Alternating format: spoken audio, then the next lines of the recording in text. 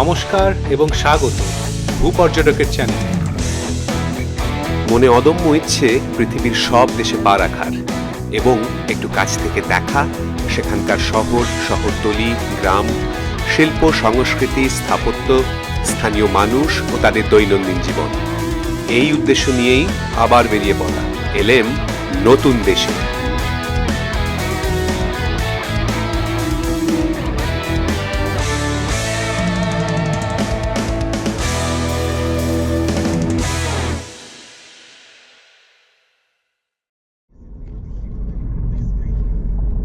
আবার এক নতুন দেশ, ভূপর্যটকের তালিকায় 46 নম্বর, অ্যালবেনিয়া।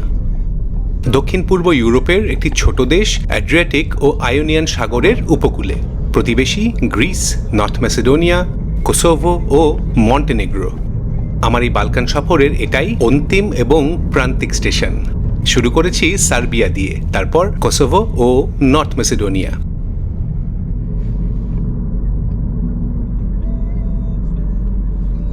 এই নর্থ ম্যাসেডোনিয়ার রাজধানী স্কোপিয়ে থেকে সড়ক পথে আসছি অ্যালবেনিয়ার রাজধানী তিরানা শহরে।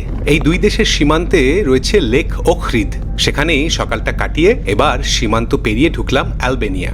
পাহাড়ের মধ্যে দিয়ে আঁকাবাঁকা রাস্তা, ছোট ছোট গ্রাম আর খানিকটা রুক্ষ পরিবেশ। অ্যালবেনিয়ার পর্বতসমূহ, বিশেষ করে দেশের উত্তর প্রান্তে অবস্থিত অ্যালবেনিয়ান অ্যালপস, পাথরের চূড়া, গভীর উপত্যকা এবং খাড়া ঢাল মিলিয়ে চারিত্রিক রুক্ষতার জন্য সুপরিচিত। এই দেশের অতীতও খুব একটা মসৃণ নয়। তিরানা পৌঁছতে হাতে সময় আছে। একটু ঝালিয়ে নেওয়া যাক অ্যালবেনিয়ার নাটকীয় ইতিহাস। বালকান উপদ্বীপের এই অঞ্চলে হাজার হাজার বছর ধরে বসবাস করছে ইলিরিয়ান উপজাতি। অ্যালবেনীয়রা এই উপজাতির বংশধর বলে মনে করা হয়। 1400 শতাব্দীর শেষের দিকে অ্যালবেনিয়া অটোম্যান সাম্রাজ্যের অধীনে আসে। এই শাসন চলে 500 বছরেরও বেশি। ফলে আলবেনিয়ার সংস্কৃতি, ধর্ম এবং সমাজ ব্যবস্থায় এর এক গভীর প্রভাব। বিশেষ করে ইসলাম ধর্মের বিস্তার তো বটেই। 1912 সালের প্রথম বালকান যুদ্ধের পর অ্যালবেনিয়া নিজেদের স্বাধীনতা ঘোষণা করে। তবে রাজনৈতিক অস্থিরতা চলতেই থাকে। 1939 সালে ইটালি অ্যালবেনিয়া দখল করে নেয় এবং দ্বিতীয় বিশ্বযুদ্ধের সময় 1943 সালে ইতালির আত্মসমর্পণের পর জার্মানি দেশটি দখল করে। 1944 সালে অ্যালবেনিয়া জার্মানির দখল থেকে মুক্ত হওয়ার পর এনভার হোজার নেতৃত্বে অ্যালবেনিয়ান লেবার পার্টি ক্ষমতায় আসে। এই হোজা প্রতিষ্ঠা করেন এক কঠোর সমাজতান্ত্রিক শাসন ব্যবস্থা, অত্যন্ত বিচ্ছিন্ন এবং দমনমূলক। এককালীন বন্ধু দেশ ইউগোস্লাভিয়া, সোভিয়েত ইউনিয়ন এবং চীন সবার থেকেই একে একে সম্পর্ক ছিন্ন করেন হোজা। ফলে আলবেনীয়রা আন্তর্জাতিকভাবে প্রায় একঘরে হয়ে যায়। তার শাসনকালে নিষিদ্ধ করা হয় সব রকম ধর্মীয় আচার এবং লাখ লাখ বাংকার তৈরি করা হয় বিদেশি আক্রমণের ভয়ে। বর্তমানে এই সব বাংকারগুলো ছড়িয়ে আছে দেশের বিভিন্ন প্রান্তে। বাংকারগুলো অ্যালবেনিয়ার ল্যান্ডস্কেপের একটা প্রতীক হয়ে দাঁড়িয়েছে। 1990-এর দশকের শুরুতে পূর্ব ইউরোপের সমাজতন্ত্রের পতনের ঢেউ অ্যালবেনিয়াতেও পৌঁছয়।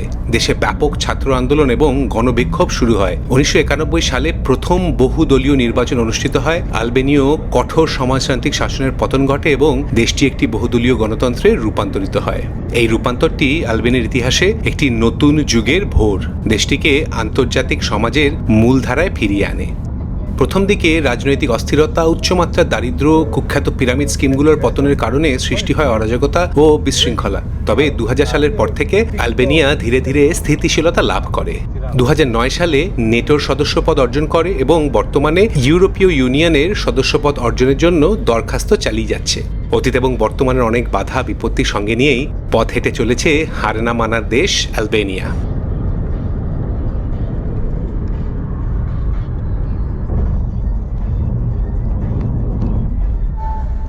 ট্রাফিকের মন্থর গতি জানান দিচ্ছে যে হাইওয়ে ছেড়ে এবারে শহরের উপকণ্ঠে তিরানা।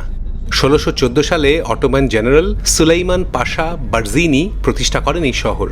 তবে অ্যালবেনিয়ার রাজধানী হিসেবে ঘোষিত হয় 1920 সালে, অটোম্যান শাসন থেকে মুক্ত হওয়ার পর। এখানেই কাটাবো পরের কয়েকটা দিন। আজ বিকেল ও সন্ধেবেলা টই করব তিরানার মূল শহরে। তারপর এক এক করে ঘুরে দেখব রোমান বন্দর শহর দুরেস, হাজার জানালার শহর বেরাট, থেটের অ্যালবেনিয়ান অ্যালপস এবং ঐতিহাসিক অটোম্যান শহর জিরোকাস্ত্রা।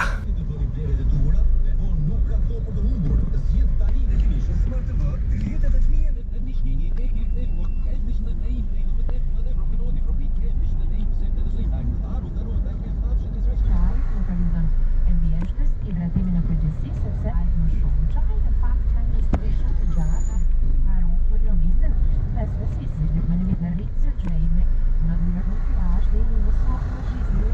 আমার হোটেল তিরানা ইন্টারন্যাশনাল শহরের একদম কেন্দ্রস্থলে অবস্থিত।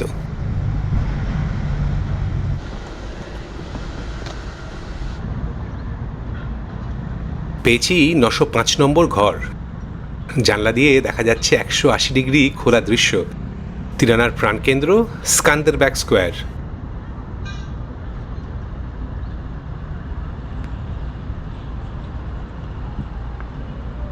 দুপুরের আলো পড়ে আসছে, বেরিয়ে পড়তে হবে এখনই। বুক করা আছে ওয়াকিং ট্যুর। এই স্কোয়ারের নামকরণ করা হয়েছে আলবেনীয় জাতীয় বীর গিয়ার্গ কাস্ত্রিওতি স্কেন্দারব্যাগের নামে, যিনি 15শো শতাব্দীতে অটোম্যান সাম্রাজ্যের বিরুদ্ধে আলবেনিয়ানদের প্রতিরোধে নেতৃত্ব দিয়েছিলেন। আলবেনিয়া নামটি যাকে বলে বাহ্যিক বা বিদেশি নাম।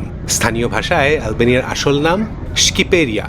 কিংবদন্তি অনুযায়ী আলবেনীয়রা নিজেদের স্কিপনিয়া বা ঈগল পাখির বংশধর মনে করে, আর তার থেকেই এই নাম। আর এই জন্যই দেশের পতাকার কেন্দ্রে একটি কালো দুমাথা ঈগলের প্রতিকৃতি। শহীদ যোদ্ধাদের আত্মত্যাগের প্রতীক ও সংগ্রামের ইতিহাসকে স্মরণ করিয়ে পতাকার রং রক্তবর্ণ লাল।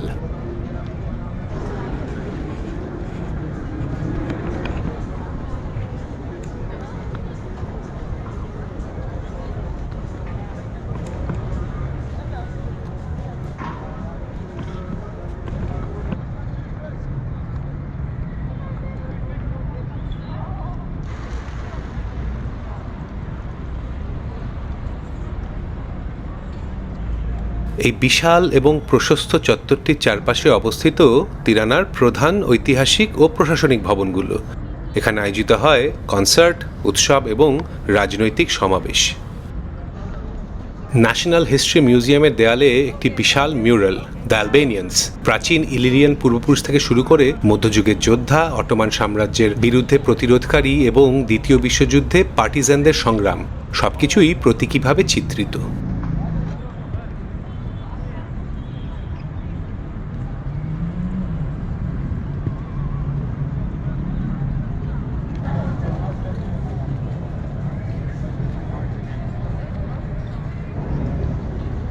ওয়াকিং ট্যুরের মিটিং পয়েন্ট এই বিখ্যাত Opera house. 28th of November in the year 1912, but before that it was a white flag. Why did we change the color? Actually, guys, the reason for that is because this small country of mine has been in a constant state of war, occupation, or a cruel regime for as long as we can remember. গাইডের মুখে গল্প শুনতে শুনতে হেঁটে বেড়ানোর পালা।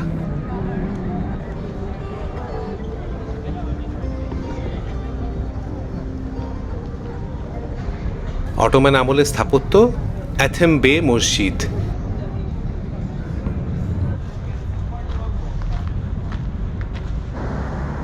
Bank art, সমাজতান্ত্রিক শাসকদের তৈরি করা সেই লক্ষ লক্ষ বাঙ্কারের একটি, এখন জাদুঘর।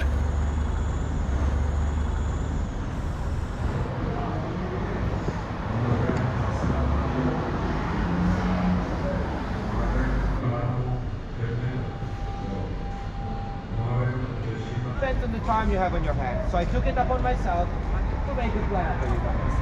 Let's say you have a full day to spend in Tirana and you have not planned your day so far. George W Bush street, যুক্তরাষ্ট্রের সাবেক প্রেসিডেন্টের নামে, তার 2007 সালের আলবেনিয়া সফরের স্মরণে। প্রায় সারা বছরই সজ্জিত থাকে বিভিন্ন দেশের পতাকা এবং রঙিন আলোয়। পালিত হয় নানান ভিনদেশীয় সংস্কৃতির উৎসব।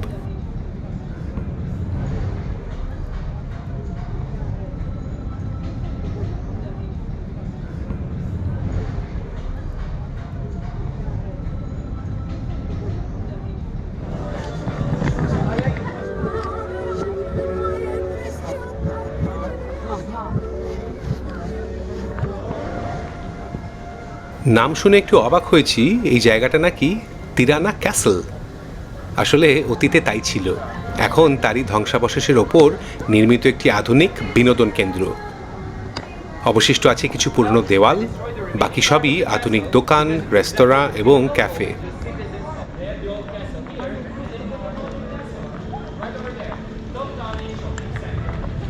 অটোম্যান শাসনের সময় এখানে বসবাস করত অ্যালবেনিয়ার একটি বিখ্যাত এবং প্রভাবশালী পরিবার তোপতানি।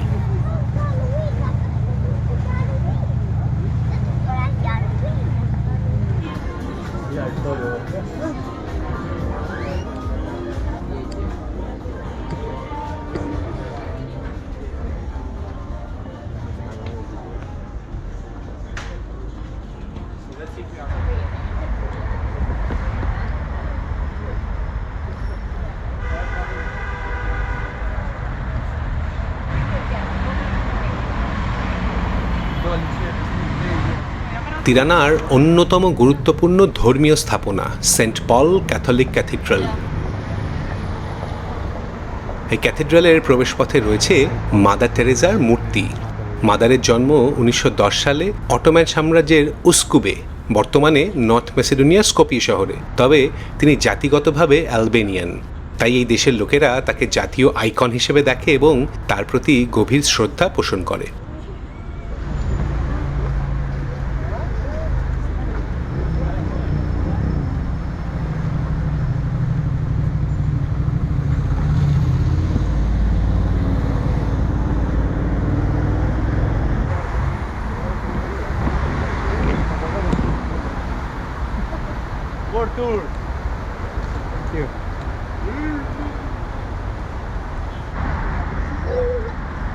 প্রায় 10 তলা উঁচু বিরাট আকৃতি এই পিরামিড আকারের ভবনের নাম পিরামিডা।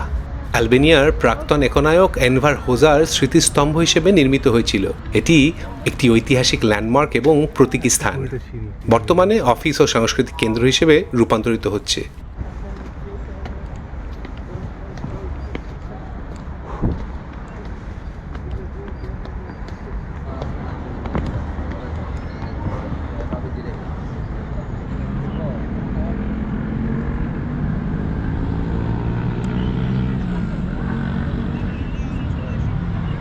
গুনে গুনে 120টা সিঁড়ির ধাপ উঠে ওপর থেকে শহরের 360 ডিগ্রি দৃশ্য।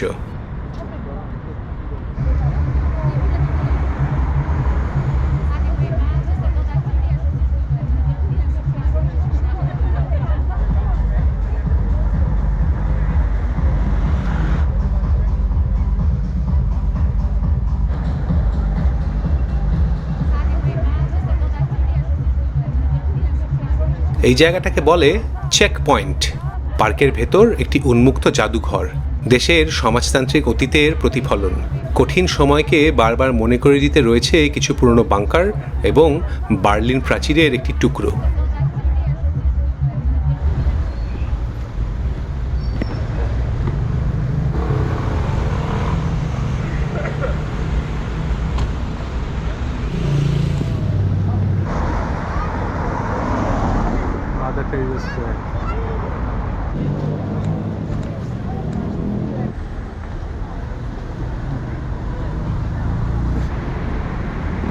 রাতের আলোয় resurrection of Christ orthodox cathedral. গির্জাটি বাইজেন্টাইন স্থাপত্যের এক আধুনিক রূপ।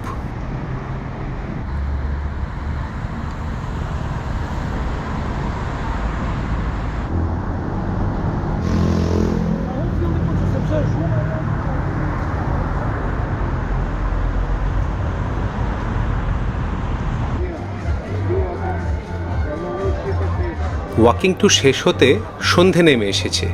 স্ক্যান্ডারব্যাগ স্কোয়ারে জ্বলে উঠেছে রঙিন আলো, ঝলমল করছে। একপাশে যেন দেখতে পাচ্ছি তৈরি হচ্ছে একটা স্টেজ।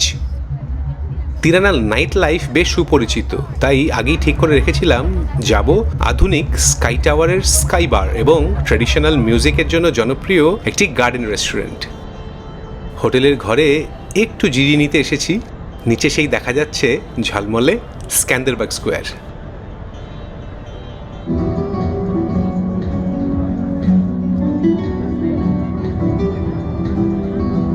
নিচে নামতেই দেখছি স্কোয়ারে বসে গেছে মেলা, বিয়ার আর সসেজ সহ বহু খাবারের স্টল। আর সেই অস্থায়ী স্টেজে শুরু হচ্ছে গানের আসর। স্থানীয়দের সাথে আমিও মেতে গেলাম সেই উৎসবে।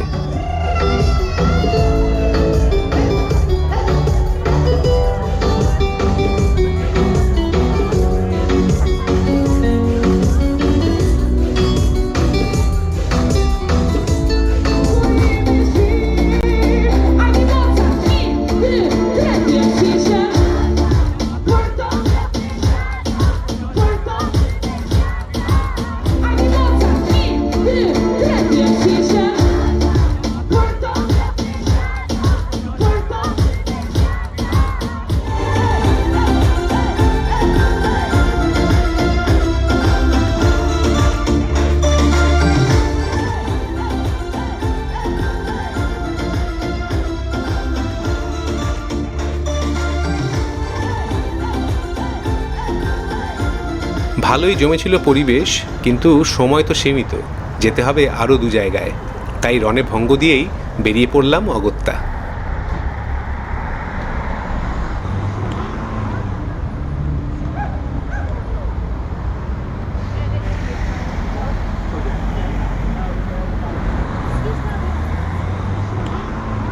ওই দেখা যাচ্ছে স্কাই টাওয়ার, ওরই ছাদে sky bar. Anche una maglione. Forse saltarlo, ma è mobile. Ce n'aveva uno con sulle etichette con dentro i buchi. Sì.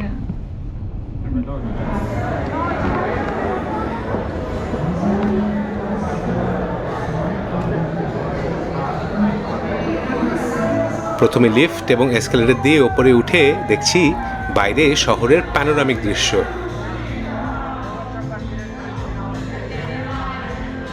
আর ভেতরে পার্টি মুখর জনতা।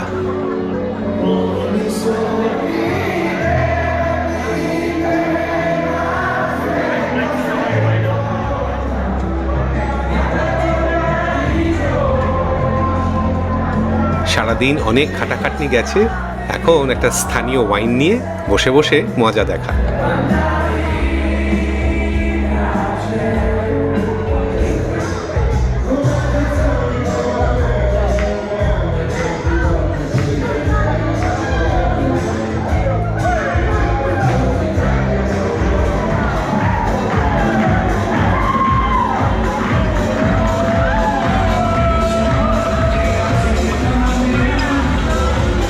মানুষের উচ্ছ্বাস দেখতে কখনোই খারাপ লাগে না, তবে এখানকার পরিবেশ ছিল খুবই আধুনিক এবং আপস্কেল যাকে বলে। আমার আবার বরাবরই বেশি প্রিয় একটু পুরনো, একটু ঐতিহ্যবাহী জায়গাগুলো, তাই দিনের শেষ স্টপ একটু ট্র্যাডিশনাল। রাস্তাতেই পড়ল পুরনো বাজার এলাকা, পাজারি রি।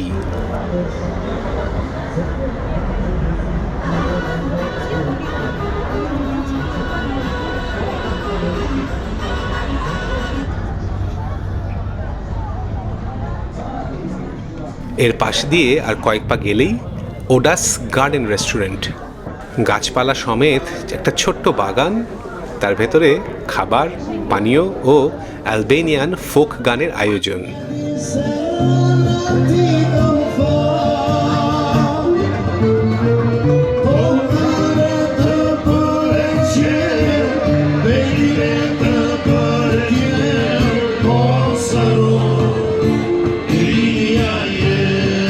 স্থানীয় বিয়ার তো বটেই, তার সঙ্গে অর্ডার করলাম আলবেনিয়ান জাতীয় ডিশ তাওয়া কোসি, মাটির পাত্রে ভেড়ার মাংস বেক করে তৈরি।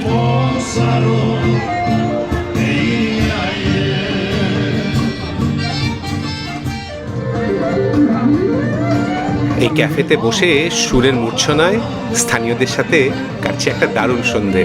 অ্যালবেনিয়ার সফর এখানে শেষ নয়, এরপর যাব রোমান বন্দর দুরেস, হাজার জানলার শহর বেরাট, থেটের অ্যালবেনিয়ান আলপস এবং ঐতিহাসিক অটোমান শহর জিরোক্রাস্ত্রা।